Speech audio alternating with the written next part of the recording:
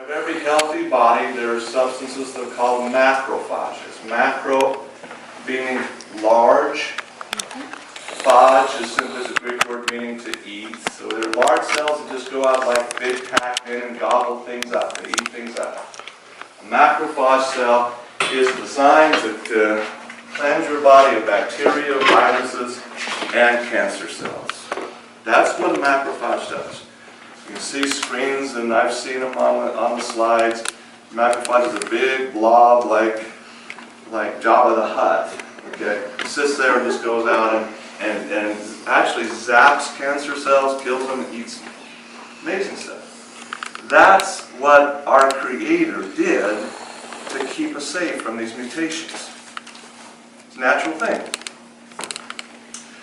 Cancer, though, is a strange little creature. It doesn't matter what kind of cancer, whether it's a blood cancer, whether it's lymphoma, whether it's bone cancer, it doesn't matter. What happens? A cancer cell puts out a glycoprotein substance that doesn't kill the macrophage but neutralizes the macrophage. Glycoprotein. It's a sugar structure. Sugar protein. That's what glyco means, is sugar-based. What happens in cancer, and everybody here can raise their hands, I don't have to, you know somebody that's suffering from cancer. 1 out of every 3 people, now it's actually up to 2 out of every 3 people will experience some cancer in their life. So you've got to understand this is important. This is real time. This is dessert right now. All right? This glycoprotein substance that cancer cells put out, Dr. Yamamoto named it. It's called Nagalese. Nagalese. Nagalese. Nagalese. Nagalese. Nagalese goes out, and the more Nagalese you have in your blood, the more a researcher can tell you that you're suffering from a really bad viral infection, or you got a bacterial systemic, or you got cancer. Okay? What they're doing in Japan now is they're having blood tests to search for Nagalese levels. It's a glycoprotein. It's like insulin or blood sugar structures. They can tell how much Nagalese is in your blood by simple little. It's like a blood sugar test on if you're diabetic. How much your blood sugar is. It's the same simple little protein structure. So if you got elevated Nagalese levels and you're feeling lousy, well, they try back, the antibiotics or some other thing, try and get those viral counts down or whatever. If that doesn't work, you got to look deeper and look for cancer. So in Japan and some other countries now, the Nagalese test is becoming the standard. It's pretty non-invasive. They can tell what's going on in your body. And as you receive cancer treatments, if that Nagalese level drops, they can tell how effective the cancer treatment is. Simple things. Now, why haven't you heard this before? Why is this not part of the American Cancer Society booklets? It blows me away. It should be. They should be talking about this to everybody that comes into Huntsman Cancer Research Center. But they're not, and I don't want to know why. But it's not. I'm just telling you it's accurate. Okay? So Nagalese is something like everything else in the body is a vibratory energy signature. Everything based on its atomic weight exhibits a frequency of sound. So Nagalese, you see, is out there shutting down the macrophages because it's pulsing the frequency. This is really not rocket science. It's basically simple. Let me give credit where credit's due. Dr. Linus Pauling was my mentor back in the early 90s. I never met the man, but I had many, many conversations on the phone with him. Genius man, 2-time Nobel Prize winner. He said this, everything is based on frequencies. He said, he got that into my thick skull, my brain. So by talking with Dr. Pauling and others, and by the way, Pauling was blackballed terribly in the last few years of his life because of this research. Because when you understand the role frequencies play, you can kind of disenfranchise a lot of pharmaceuticals. And see, pharmaceuticals themselves are frequency-based. So, as a chemist, as a biochemist and biochemical researcher, when you look back at these chemical chains, if you get a circular, whatever drug that you have and have the side effects, these aren't side effects, they are effects. It's based on what frequencies are doing in the cellular level. Those chains, you see a hexagonal shape and a pentagon shape, those are chemical bonds that the chemist has patented and put into pill form. All it's saying is this is what's going to happen as a frequency on its atomic weight at the cellular level. That's the secret of Big Pharma. Okay? Nagalese has a specific frequency. Now, what Pauling explained to me is in its nature. It's naturopathic. Everything that you see in nature has a measurable frequency of energy. It also has what's called a debilitating frequency. The best way to explain a debilitating frequency, or DF, what happened, have you ever seen an opera singer hit a specific tone, a pitch, and a crystal glass will shatter? That tone is a debilitating frequency, the frequency of the crystal glass. It shatters it. Boom. And you can observe that happening. At the cellular level, it's the same thing. Now, what I did in my work as a PhD, my doctoral thesis, was to map that out, to map based on, you give me the correct atomic weight of a substance, I can calculate what frequency it's generating at, and more importantly, if it's a toxin, what can be used as a debilitating frequency, or a DF. Okay? So last August, when I was invited to lecture in Denver at the Elon convention, I touched on this, but like I said, it's a theory back then, right? And hats off to Karen Cunningham. She's no longer with us.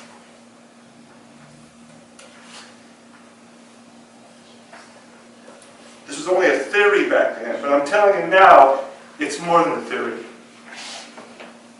I wish I could have gotten to her more. She passed away from breast cancer. Elon is Karen Cunningham, in my opinion. And I just give hats off to her. Okay? So I said, based on, if Yamamoto is correct, right? If his research is over 25 years is correct, and macrophage is being shut down by Nagalese, if we can zap and destroy the frequency of Nagalese, what does that tell you about the macrophage? It lets the body do its natural work. Let the macrophage go crazy, start attacking cancer cells. A friend of mine up in northern Idaho. Northern Idaho's kind of a neat place. I have a little place I'll go up there and relax and rest. But it's also kind of a free place to come and explore things. Okay. There's a kind of a turn your back attitude to naturopaths and natural healers up around Post Falls and close to the Canadian border. My friend Jim Dooley up there, I said, look, and this is nothing but theory right now. What frequency, according to the research of Yamamoto, could be used to negate, to debilitate the Nagalese? If Yamamoto is correct, and he's able to, and he gave me the actual atomic weight of the Nagalese, and I believe he's absolutely right on, I calculated the debilitating frequency of Nagalese at 337 hertz. Write that down, 337 hertz. That's my theory. Now, how can that be proven? Is there a cancer clinic somewhere that can use an Elon light system with 337 and do quantitative analysis, double blind, to make sure it works? They can't charge as much as they can. Absolutely. So my friend Jim said, well, I know some folks up at Post Falls have an alternative cancer clinic, and they are very much advocates of Yamamoto's macrophage activating factor. Now, what Yamamoto came up with was a substance that will help activate the macrophage. It's a white powder that he manufactures that keeps the macrophage going in spite of the Nagalese. I'm saying, let's not worry about the activating factor. Let's take care of the Nagalese. Let's debilitate them by frequency. So out of my own pocket, and Shirley was a big help, and that I paid for a system to go up to Jim Dooley. And if you like, afterwards I can give you Jim's phone number and he can tell you the whole story. We put this clinic, took the Elon system, the programmable system. They agreed to use it to do 337 hertz only on their cancer patients, which they divided into different groups. And it didn't matter what cancer it was, they had like 25 volunteers. Some had the lights going without the frequency of 337, others didn't. So they wanted to see what would happen, and then have a control group of people doing this normal nutritional, what they normally did basically, even trying the macrophage activating factor. We haven't got the paper completely published yet because they're waiting to compile it all. Let me tell you, it's exactly right, 337 hertz. They were able to measure the Nagalese levels by the blood. They got a blood tester from Japan, Yamamoto, so they can test the Nagalese levels. 337, 20 minutes to 30 minutes a day, twice a day, the Nagalese levels were very, very low after that. They were still there, but very much lower, and the cancer responded very much, because we're not doing anything to kill the cancer, we're just activating the macrophage to do its job. That's all. Kind of exciting stuff to me. Yeah. So that's the dessert. 337 hertz is what I would say is the Nagalese debilitating factor there, okay? So, if you're not supposed to treat cancer, right? We're not saying that. We're not making this is a cancer cure. We're saying this is one area of frequency that combined with lights will help naturally increase your macrophage. Yes, ma'am. Didn't you have a frequency also that helped to activate the macrophages? Well, we didn't want to. We haven't tested that one yet. All I can tell you is you take care of the Nagalese, the macrophage will activate by itself. Okay. We don't need to worry about that. Let them just go to town. It's fun to see it on a microscope slide what macrophage does. It's a cool thing. They actually shoot out little chemical tracers on cancer cells and kill them. It's cool. I mean, it's amazing. Yeah. So in doing this, were people also having a die-off response then? Well, they didn't notice that Okay. because again, it's a natural thing. But Nagalese is, again, it's a glycoprotein that's designed to do one thing, and that's destroy the macrophage killer cells. Okay, that's gone. The body's going to just take care of it. Lymph system, of course, will be overrun more so water and exercise and other things. But the result was overwhelmingly thumbs up on it. So I can say that we have the clinical background that we can say it's. And if you think that lights aren't doing something for you, do 337, they're doing something to prevent. Yeah, you talk about nitric oxide. We're talking about that as the main course tonight, this afternoon. But I want to throw out that dessert because my other presentation, that was a tail end and dessert. Let's eat dessert first. Yeah. Yeah, I was just thinking at one point early on with the lights that we were encouraged to not use it on cancer people. Again, because that's from a company standpoint, the FDA is watching everything you do and say, okay? And we can't as company officials say this does anything. If we do that, we're breaking the law. But we can say, okay, that everything is frequency-based, everything is based on light, and then we're going to explain all that as we go in. When you understand that, just say, here's 337, it's nothing. They don't believe it anyway. Just play with it. Okay? Yes, sir. Dr. Rod, I've watched all of your videos on Oh. YouTube, so when I found out you were speaking today, it was really remarkable. I'm a recipient of the light therapy. I don't own the lights, Terry owns the lights. But I have a disorder, and something you just said a few minutes ago about the various hertz generated a thought pattern in me saying, okay, if that's 337 is that particular one, for that one, can we muscle test ourselves to find the hertz signal that may be influencing our disorder? Sure. Everybody's different. Everybody has a different signature Right. of energy. That's our soul energy. Just like your fingerprints are different than mine. Everything's different about you, and you have a specific hertz frequency that's unique to you. That's just so yeah. So we one can size doesn't explore fit within all. ourselves. Except when we talk about nodalies and these type of things, when you have nodalies put out by cancer, it doesn't matter what you are. That nodalies is going to have a glycoprotein structure and a base frequency. Right. Okay. So that's kind of pretty universal. But other things as far as how you absorb nutrients, how you produce nitric oxide, there's different for each person. Based on what you need, based on your life experiences, based on your DNA, which is different than mine. If we can explore that hertz vibration for ourselves, can we then program that into these That's light maybe the next systems? generation. That's a great idea.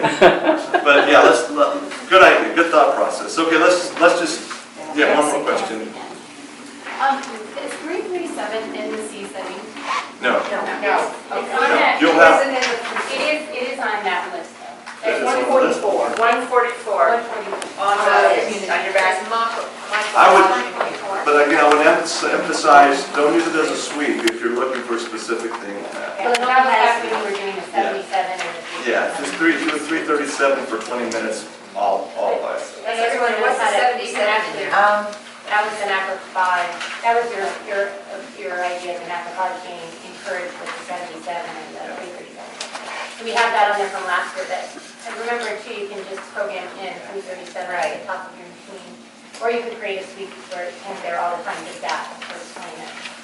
I missed Oh, where excuse me. I'm, Sorry. Oh, go ahead. Oh, that's on a list, but your pure system won't do that, just so you're aware. So the pure system will not do 337 right now, but we actually may have other things we can do.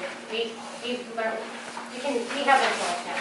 But, Okay, so let's go back to the main course a little bit now. We've had our dessert. Hopefully, we're not too low down. What is it, with me, when I see things working, like the lights and how they work, I like to say, why does it work? Did you ever have that? Anybody else? Anything like that? I see it working and I say, well, I want to explain how it works.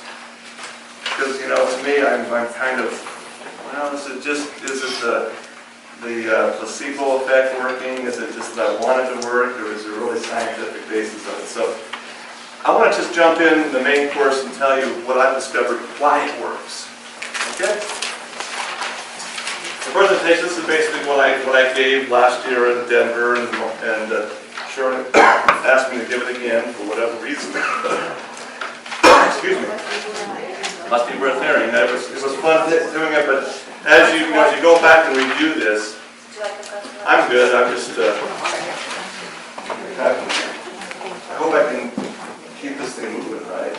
Okay. I call it light therapy. My presentation, light therapy, minerals, and music. Three-pronged approach.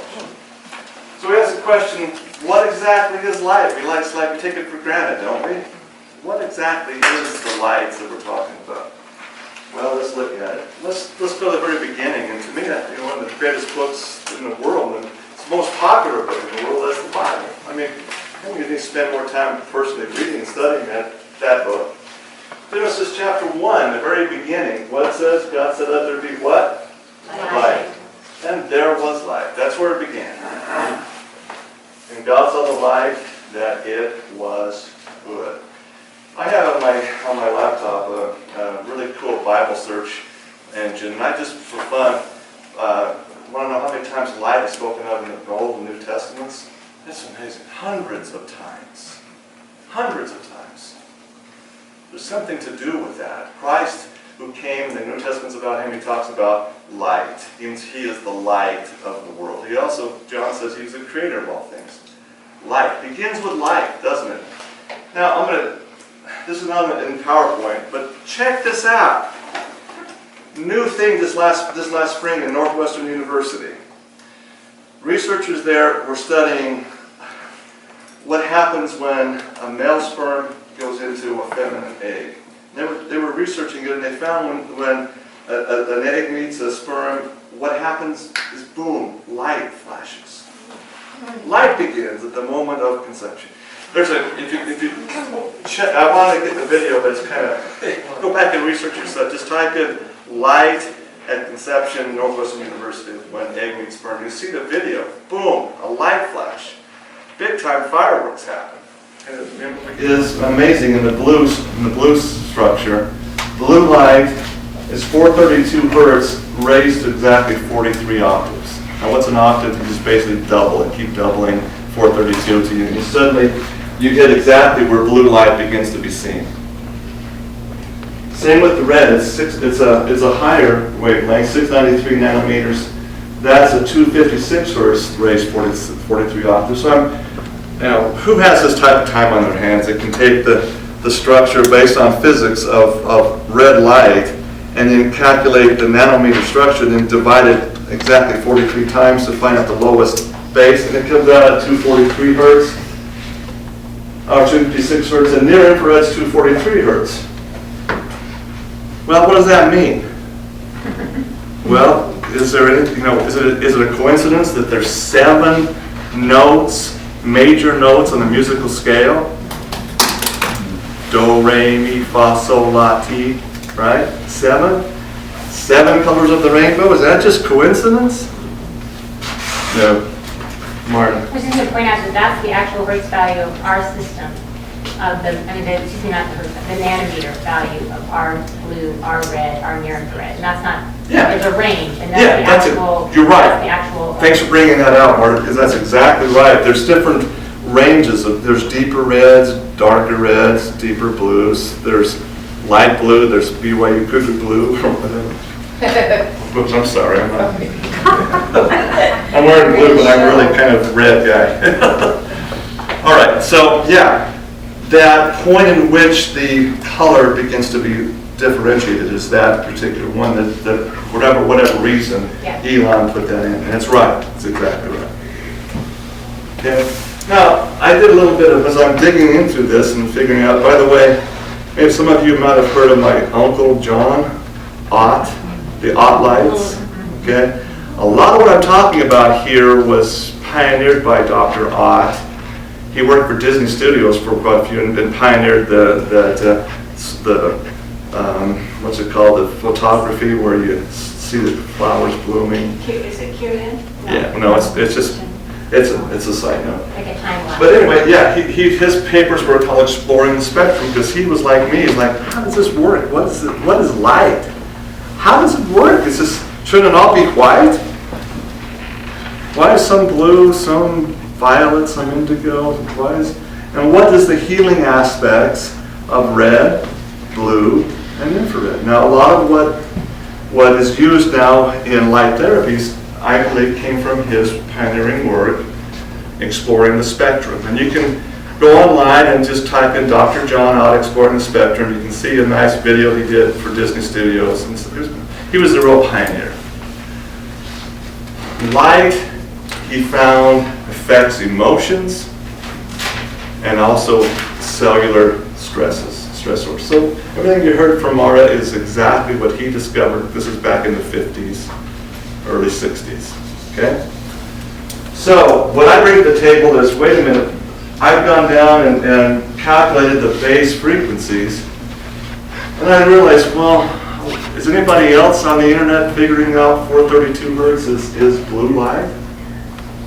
Well, I found some interesting things. There's a whole passel of information now on the internet about 432 hertz, how that was originally the concert tone of our music, tuning concert A to 432 hertz. So for centuries, it was the standard of such composers as Bach, Mendelssohn. The classical composers were all tuning their harpsichords and their violins and cellos to A note 432 hertz. So what is it today? Why is it not 432 hertz? Well, my goodness, I don't know. Why change something that is, if it's not broke, why mess with it, right? Well, I found some information that's pretty shocking. They raised 432 hertz from concert A of the classical composers up 8 hertz to 440 hertz. And that's where all of our music is today. By edict from the United Nations, actually. International Standards Organizations in 1953, after World War II, said we're raising the standard 440 hertz. That's amazing to me for a number of reasons. Because you see, when I crunch all these numbers, the rainbow only happens when you tune at 432 hertz. Because when you go to 440, everything's scrambled. The numbers don't mean anything anymore, and the colors don't mean anything. But I have to ask myself, is this by accident? Was this by design? Why would they want to do that? I'm talking about a group called the Rockefellers now. Radio City Music Hall, all of that happened after World War II.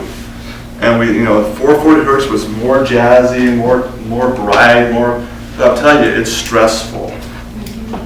432 hertz on the 432 scale is deeply relaxing, at least to me personally. I gotta tell you, when I found all this out, I went and said, well, you ever heard of Papa Bell, the composer, and his canon in D? It's more popular for a wedding song anymore. It's a beautiful song, and the story of how he composed that is soul-stirring. Because he went through a real spiritual problem. And he went out in the Austrian mountains, and it all came to him. He listened to nature, and the result was canon in D. That's the song. Well, I listened to it in 440 hertz, and on the internet there was somebody that can actually, he tuned that and did it in a chamber orchestra at 432, and I was, wow. It was deeply, deeply, deeply stirring. And it's already pretty at 440. But to me, at 432, it's like listening to it for the first time. I said, my goodness, somebody spray painted graffiti over the Mona Lisa. That's what it felt like to me. So, when you understand how this relates to the lights, you see how it's integral to understand, if you want to relax, if you want to be part of deep healing, the lights are wonderful, but if you can add to them by the right music, and the right relaxation stress, I invite you to check it out. Can you get that? Can you find that at Taco Bell's? Oh yeah, just I don't know how to spell Taco Bell. It's like Taco Bell with a P. Yeah. But yeah, you can on YouTube. They have it at 432 hertz, and it's wonderful. Yeah. So how do you find music that's specific to 432 hertz? You can actually get a tuner. You can download an app. Yeah. What's neat is people that are figuring this out now. They're starting to have a renaissance back to it. And so there's smartphone apps where you can actually put all your music and they'll tune it back to 432 normally. I'm not a computer geek, but you can do that. So it's kind of like being aware of it, right? Until today, maybe you never heard of Nagalis, but now that you're aware of it, maybe you can try it. See what you think, and see if it doesn't change some things, especially if you're into practitioners and doing massage and relaxation. To me, it's amazing. Yes. Back to your dessert. I have a client that has prostate cancer. He's been on chemo, radiation, still on the radiation.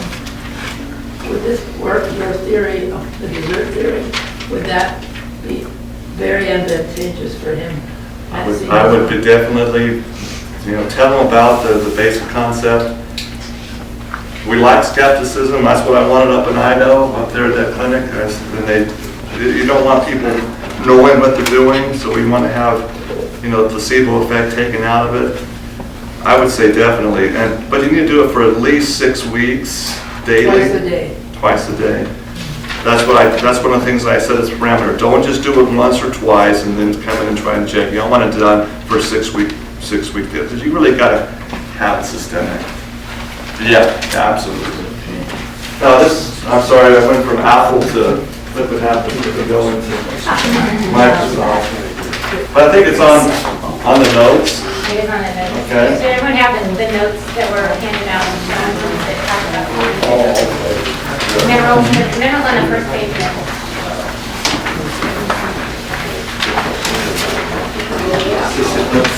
Yeah, let's do the next one.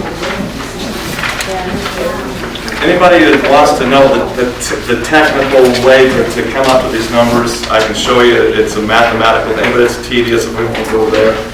but just basically, a nanometer is 1/billionth of a meter, right? So we're talking about frequencies, wavelength of light is nanometers times 10 to the 90th power. I mean, it's a huge number. And again, I got this from my physics lab at the University of Utah. You know, I didn't go to BYU. U of U's physics labs give me these numbers. Okay, it works.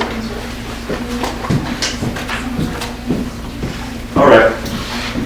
This is all, and Marta, thanks for that handout. That's fantastic. Thank you. Shirley. But I did spend, wee hours copying it. Okay, so on the first sheet, we see this is what's called a 3-to-2 ratio, or Pythagorean. It was called in mathematics Pythagorean scheme. We're not going to go into geometry. Geo meaning the measuring of the earth, right? But a 3-to-2 ratio is this. Basically, everything in nature, you can see this ratio being played out all along, everything. As you go back, like Papa Bell did in his story, how he composed Canon D, he's out there just observing and listening with the trained ear to what nature is telling him. What Pythagoras does is just basically, the left-hand side is multiples of 2, the right-hand side is multiples of 3. So 1 times 3, 3 times 3 is 9, 9 times 3, 27, etc. So we get, there's 243, which what we found out is the infrared frequency. Okay? Then down in the opposite end of the spectrum, we get this what we have. We have 2, 4, 8, 16. We're multiplying by 2, right? 128 times 2 is 256. What is that? Red. The red frequency. See the spectrum? When I found this out, I was like, yeah. Because so what's happening is, here's E-lines, red, infrared, blue. They're covering the spectrum of the number scheme. So if you're worried about, if you just have a base unit that just does the lights, it's going red, blue, infrared, you're doing great just by that. Okay?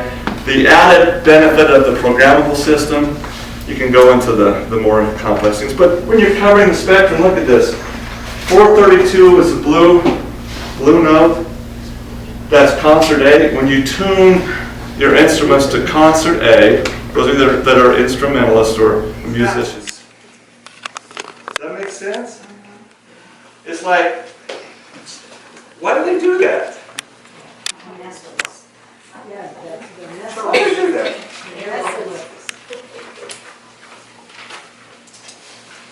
If you want to, if you're into music, I minored in music in college.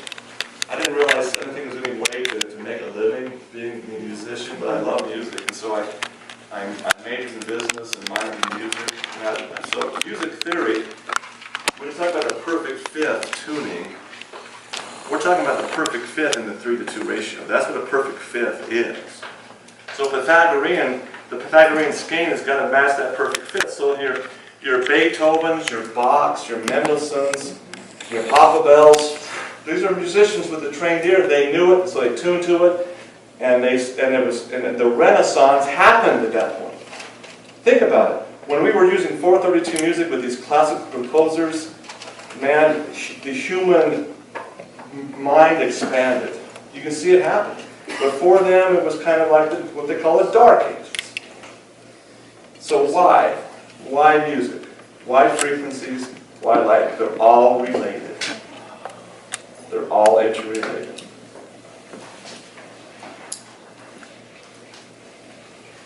There's our colors again. Sorry about that. Okay, then we go into something else called the Fibonacci spiral, the 165 or 1.68618 and him. Guess what?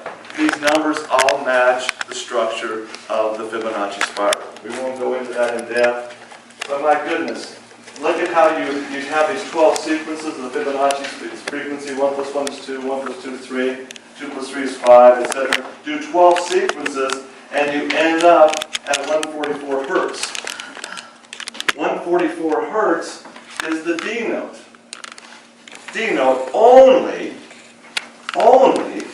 when A age was 432. How significant is that? Because how many love songs have been written in the key of D historically? Many of them. The key of D is for musicians, wonderfully relaxing. That's the Fibonacci 144 hertz. And 432 hertz, it comes out 288 hertz. And if you're a biblical theologian, I just had to mention this because it's, wow. The book of Revelation talks about 144,000. Talks about 12,000 people of 12 tribes, 12 times 12. There's 144 hertz number structure coming out of the book of Revelation. I don't think it's just accidental. Okay? So the numbers are not only we're talking about here in science, you can find them in such things as the Bible. The Bible studies, I've been just digging into that lately, and it's just, wow. It's not accidental. Not accidental. I don't want to bore you with all that, but trust me, it's exciting to me. It tells me we're not here by accident. We're here by design. We're beings of light. To me, it's where religion meets science to me. Because it's just like, wow, it's good stuff. I'll leave it there. Okay, so there's the Fibonacci sequencing. Just, if you want to know more about it, just Google up Fibonacci spiral. How do you spell that? How do you spell it? Yeah. F-I-B, Fibonacci is an Italian mathematician. O-F-C-C-I-O. Yeah. F-I-B. The reason why this is important, the ratios of here's the Fibonacci spiral in geometry. See the spiral? See, this is a crop circle, kind of interesting. But everything in nature, everything in nature, you see it happening and it follows that ratio. There's the fetus. Remember what happens in the fetus when the egg is fertilized? Boom, light happens. DNA happens. Okay, genetic expression happens. And there's a ratio in complete form. See, again, go back to the light structure. Red, blue, infrared, and the Fibonacci spiral is the signature of that light, of those light structures. Okay, so we have, again, at the moment of conception, we have those DNA pairs, right, that start to form. There's another study that I don't have on the slide. I want to refer to it. It's an exciting thing to me. I talked to Professor Ferris, like the Ferris wheel. You can just type this in this Google search engine. Ferris, F-A-R-I-S. The Rensselaer Polytechnic Institute in Albany, New York. This was just, I think, 2014. The study was done. And unfortunately, it was not published in any of the scientific journals because I think you'll see obviously why. To me, it's exciting as all get up. Guess what? The basic structure of deoxynucleic acid, DNA, is something called RNA, or ribonucleic acid. You find out what makes ribonucleic acid in the test tube, how it begins. You have the understanding of how life began.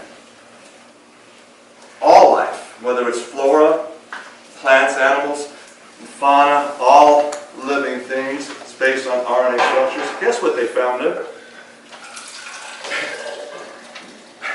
This to me just like, wow. It's like explaining how life began. They took pure water. Remember what Genesis talks about first thing happening, the water is separated out, separate the waters from the waters. Then light, that it was good. So they had water with light, and guess what? They found a structure of a specific clay, a Montmorency clay, a clay structure. They put clay in the water, hit it with frequencies, and had light, and RNA began to form in the test tube. That's the building block. That's what everything's made of. Wow, the study is just, to me, way exciting. So I asked Ferris, I said, you didn't put this into your study.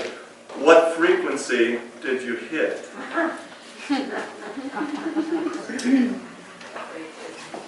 He says, well, you're not going to be replicating my experiments, are you? I said, no, I'm not Hans and Fleischmann at the University of Utah. No.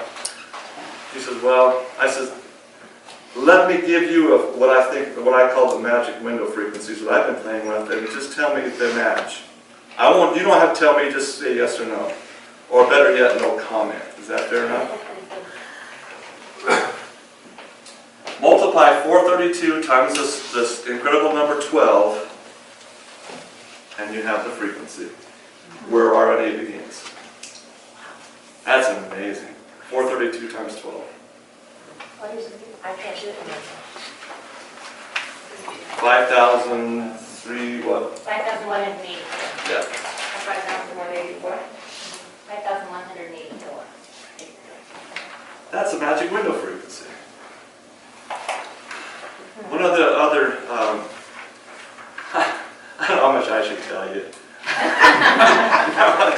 I've been kind of, Homeland Security kind of watching me a little close, because when I was playing with the stuff out in Cedar City, I tell you,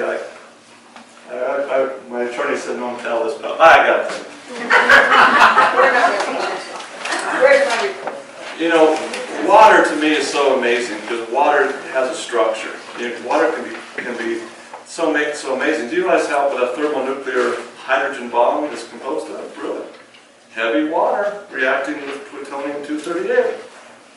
Little thing like that can take out Salt Lake City. Why? What is the hydrogen ion that can be so destructive? You know, we're water beings. We start out as a baby in the womb in water for 9 months. DNA and ribonucleic acid RNA is water hydrogen structures combining with certain mineral elements. Hello? And light. Light energy. Frequency, light, RNA forms. And it becomes a matter of, once that RNA is formed, let it go into other frequencies and you have DNA of human beings or animals or dogs. That's what it's all about. It's just really not about that complex of an equation when you look at it simply. So I'm sitting here in Cedar City saying, well, I interviewed on my radio show a guy named, last name was Bearden, Thomas Bearden. He's a colonel in the Air Force, retired, was part of a special research project. And he was talking about magic window frequencies. And I was wondering how these so-called, the magic window frequency to begin is the first one he found that does really amazing things to water is that number 432 times 12. So I began to play around with ever-increasing higher frequencies. I had a 2,500 gallon pure distilled water tank in my place there. As I was making water and trying to see how I could get it to dissociate into energy forms. I'm hitting this, it was 432 times 12 times 7 times. That was this really powerful, what they call the magic window frequency. I wonder what would happen if this is hit. I had this stainless steel tube, or stainless steel tank with 2,500 gallons of pure water, hitting with the frequency. And so I was thinking, this was early morning hours. That was before I went to my real job. I imagine, you know, how 2,500 gallons of water is really heavy. I mean, it weighs, I don't know how many tons. Well, I'm sitting there watching, and suddenly, you know, the tank starts to shake, and it starts to dance across the room. And it's heading to the north. It's going polarity north. And I'm sitting there, and it started to pick up speed and started to take out chunks of concrete as it's moving along the floor. And at first I thought, well, this is cool. And then I said, uh-oh, it's heading to that cinder block wall. I may not stop at that cinder block wall. So I started pulling, I stopped the frequency. I stopped it. And as I hear a woo as it wound down. And out of the hatch, I'm looking and saying, wow, what's going on? Comes what's best described as a ball of lightning. Now explain lightning to me. Explain ball lightning. I'm sitting there. I was sitting there watching. I says, man, I'm up on a stool, and it's around, and then it just kind of circled and it went up. My 220 amp plug went up, and my lights went out. Okay, well, I popped the breaker. So we ought to pop the breaker on my outside, and I put the 220 amp breaker up, popped it up, I walked back around and I said, wait a minute, what's wrong with this breaker? It didn't work.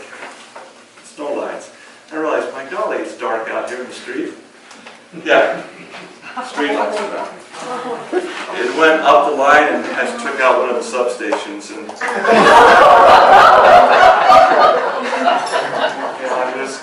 so the UP, back in Utah, Power and Light was UPNL, right? UPNL came out and it was out for about, golly, half the day, that whole sector of town.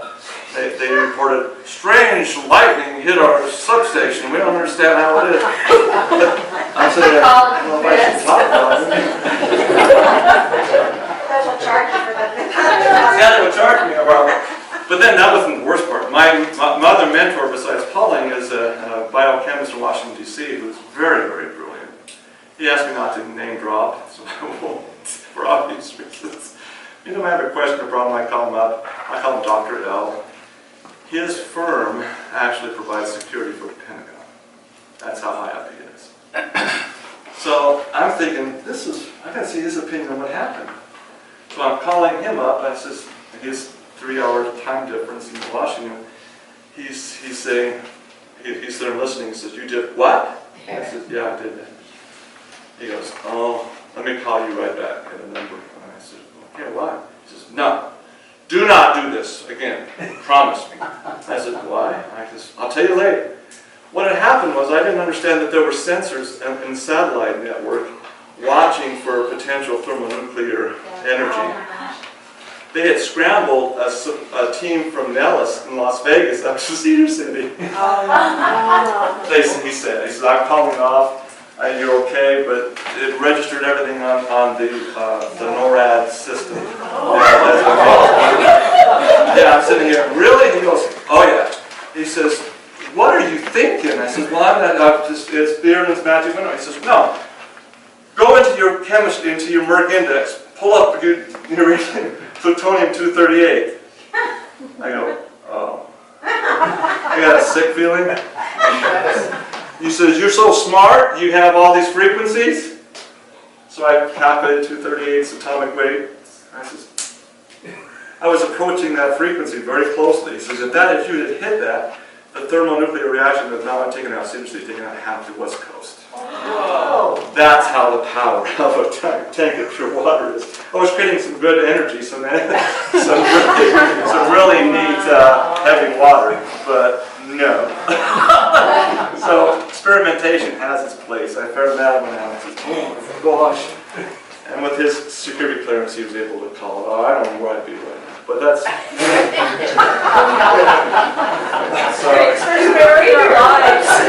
I told you I should have told you that story, but it happened. And so, yeah, when I experiment, I learned from that, you've got to be really careful on the power of water. Power of water, power of life. Yes, sure. Schauberger. Do your own homework on Victor Schauberger. V-I-K or V-I-C-T-O-R. Schauberger, S-C-H-A-U-B-E-R-G-E-R. Victor Schauberger. There's amazing stuff on the internet now about him that wasn't 5 or 6 years ago. You call him the water wizard. His story's amazing. In Austria, he witnessed the water in these pure glacial streams coming off of the Alps doing amazing things with what they call structuring. When pure water comes out and hits a specific pattern of boulders, he found that the way it swirled created vortexes of energy. Okay? This is really kind of weird science, even more than what I'm talking about before, but it's real stuff. So we talk about structured water. It just means pure water hitting a specific structure and forming a vortex. Okay, that's really what Victor Schauberger found out. He was doing his work in research in Germany in the 1930s. When Hitler took power and annexed Austria, he was given an offer he couldn't refuse. He was forced into work in the labs of Nazi Germany.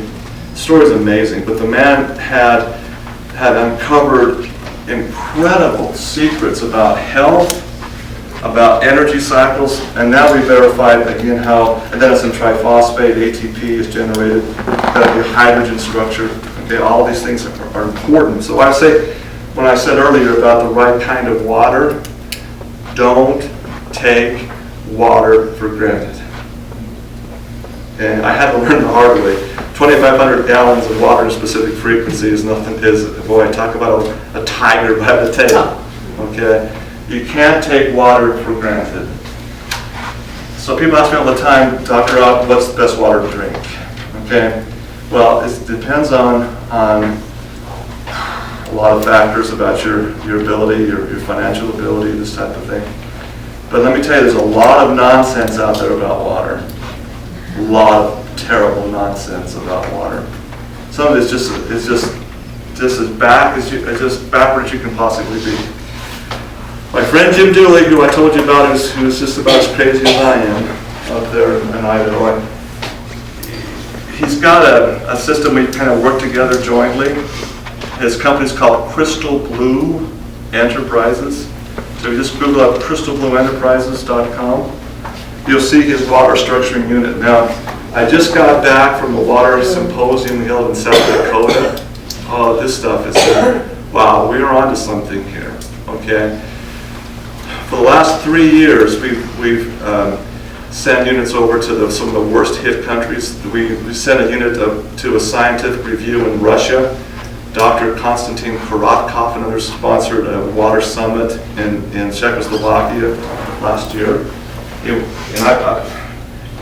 What we wanted again is to test the structuring unit, to see if it's viable. But first of all, by putting it on agricultural pivots in the worst places in the world, and that's the Ganges Valley in India. Let me tell you, it's working, big time. The Indian scientists there are stunned at how simple this is and how it's cleaning up a major problem. Okay? Double-blind studies in crop yields, just putting it, and we're talking just about water that's coming out of the ground that's put through the structuring. The energy fields are increasing so much of the yield. I mean, from strawberries to alfalfa. Oh, the testimonials are out the outset. Okay. But when you put really pure water, and I'm talking about steam distillation, steam distilled water has zero particulates. It's just pure hydrogen, oxygen. If I use reverse osmosis in my tank in Cedar City, I wouldn't have had a problem. It wouldn't have dissociated. Heavy water that's in thermonuclear reactions have to be pure distilled water. Okay. When you have distilled water that's structured, amazing things start happening at the cellular level. Especially when you combine them with lights and minerals. Oh yeah. And here on the sheet you see the frequencies of my minerals. These are mineral frequencies. Notice how they go into the Pythagorean scheme.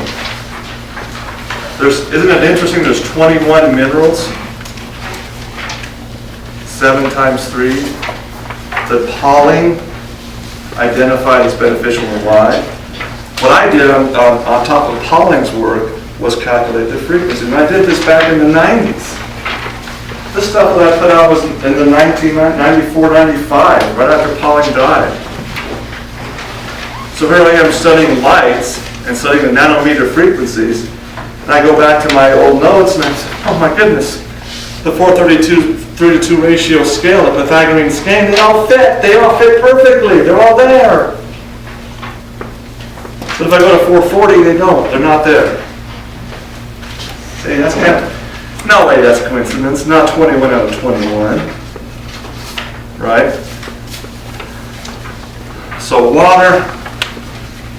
It's on their list, your Yes. macrominerals and your microminerals are Right. On that, you're talking about the frequency list. Yeah, The base, the custom channel frequencies that you can put into your Premiere, we do have Yeah. trees. What Jim Dooley is doing up there with his bodybuilders and his trainers, I wish Jim could come down and present because he's much better example. He's 60-something years old and he is ripped. I mean, I'm not ripped, I'm lazy. But he does the studies of the frequencies, the minerals, the water, and the Crystal Blue Enterprises is the company. Okay, it's a fledgling company. It's just starting out. He's having the Indians actually build the units now, made an agreement. It's a long story, but go to the website, check it out. You can get a whole house unit to structure your whole house unit. I gotta warn you though, I gotta warn you one thing. I put it on my secondary water just to play around with it in my house in North Ogden or Pleasant View. I don't know if you like mowing your lawn every other day, guys. I mean, it was like, finally I said, I don't have time to do it every day, so we hired the Green Touch to come in. They says, what are you feeding your lawn? It's very and it was just, I mean, amazing. Bro. I took it off because I said, no. Can't have it go. So it all through my sprinkler system on it and see what it does. So does he use lights and frequency in the water? It's just light. What happens, the unit has these structured balls like Victor Scharberger had in his schematics. It's his work, he's just now being put into usable form. We give him all credit where credit's due. So it structures it out and then the water comes in. So what I'm saying is you structure the water, use the lights, use the minerals. I mean, what else can you do? What else can you say? You know? I don't know if we're going to get out of this life alive. I don't know anybody that has myself. But, you know, we're going to try and make every minute count. You know, we're here. So I guess I'm out of time. Well, we would just like you to talk all day, True. Yes. We so appreciate your coming. Just have a hand in mine. Thank you.